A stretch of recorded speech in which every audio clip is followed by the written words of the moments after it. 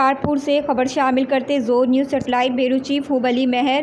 تحریک نفاذ فقہ جعفریہ ضلع شکارپور کی جانب سے امام بارگاہ شاہ حسین سے پریس کلب شکارپور تک احتجاج کیا گیا، جس میں مجلس وحدت مسلمین ضلع شکارپور کے صدر اصغر علی سٹیار، شیعہ علماء کونسل کے رہنما علی احمد بڑو، شفقت جوتوئی، علی رضا، حمیر قاضی، امتیاز شیخ، انقلابی میر زاہد حسین سموہ، منصور صدیقی و بہی تنظیموں رہنماؤں نے شرکت کی۔ 8 شوال 1926 تاریخ اسلام کا سیاہ ترین دن۔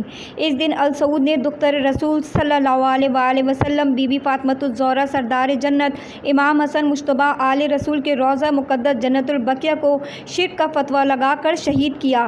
یوم نظام جنت البقیع کے موقع پر کہا کہ 8 شوال 1344 ہجری کو سعودی عرب کے بادشاہ عبدالعزیز بن سعود نے جنت البقیع میں حضرت بی بی فاطمۃ الزہرا بنت رسول خدا صلی اللہ علیہ وآلہ وسلم، امام حسن مجتبیٰ علیہ السلام، امام زین العابدین علیہ السلام، امام محمد باقر علیہ السلام، امام جعفر صادق علیہ السلام، اصحاب رسول خدا صلی اللہ علیہ وآلہ وسلم کے مزارات مقدس منہدم قرار دیے۔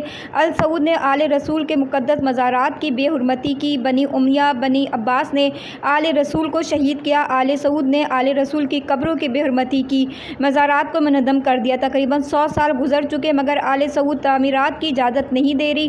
السعود نے اس قبیح فعل سے کروڑوں مسلمانوں کو سوگوار کر دیا۔